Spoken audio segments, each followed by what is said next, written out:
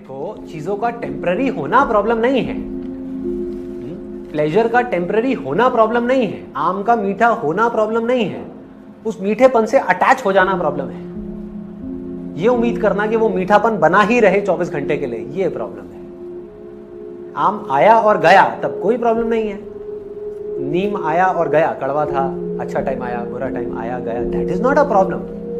Rastogi, you are talking about कि जब भी हम कभी किसी को देखते हैं तो if you are a male तो आपका ध्यान चला जाता है फीमेल की तरफ, कोई फीमेल है तो उसका ध्यान चला जाता है मेल की तरफ, बिहेवियर चेंज हो जाता है, सब कुछ चेंज हो जाता है। तो सवाल ये उठता है कि हम एक फीमेल को देखते क्यों हैं?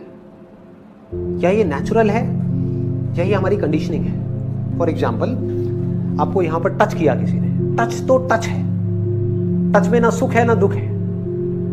यही टच अगर अभी आपको किसी छिपकली ने किया तो क्या होगा? ये क्या हो गया? गंदा है। टच तो टच है, ना छिपकली गंदी है, ना उसका टच गंदा है, ना आपका माइंड गंदा है। माइंड में उसका टच गंदा है, इस वजह से वो टच गंदा है। आप सो रहे हो, आपके ऊपर 10 छिपकलियां निकल गई, आपको पता नहीं लग रहा, कोई टच गंदा नहीं है।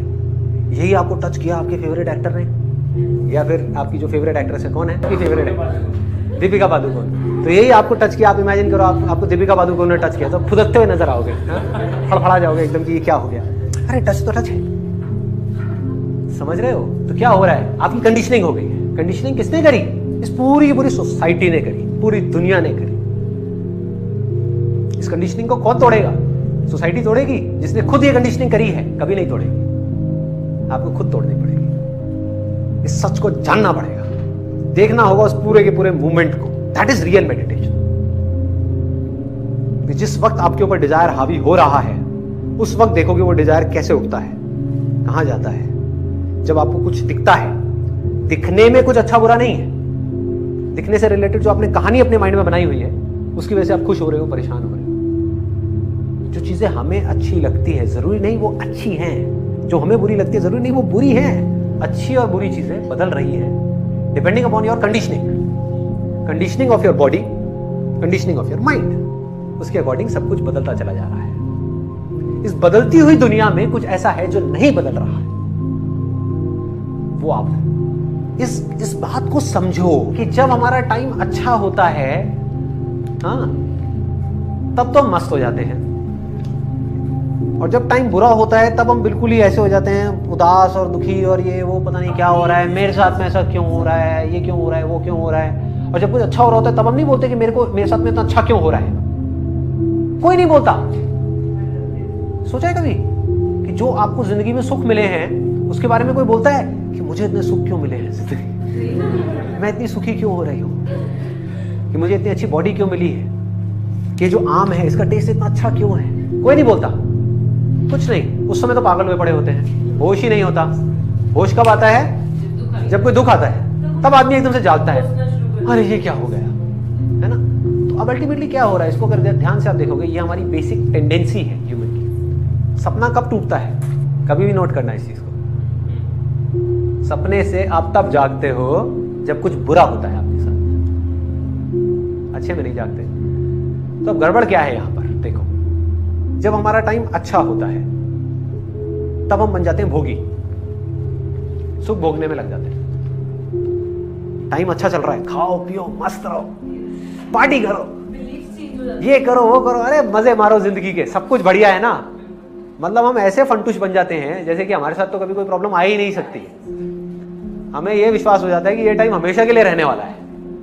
तब हम इतना इन्वॉल्व हो जाते हैं फालतू की चीजों में, उस सुख को भोगने में, मजे मारने में, कि ये सब बातें जो मैं कर रहा हूं, इस तरफ हम सोचते नहीं हैं। सुख में हम समझना नहीं चाहते, दुख में हम समझ नहीं सकते। तो समझोगे कब? अगर आपकी बॉडी में अभी अनबियरेबल पेन हो रहा हो, आपको मेरी बातें समझ आएंगी क्या? आ ही नहीं सकती। आपके घर में अभी कुछ दिन पहले किसी की डेथ हुई हो, मेरी बातें समझ आएंगी क्या? आ ही नहीं सकती। तो दोनों ही ट्रैप है, इसको देख पाना इज इंटेलिजेंस।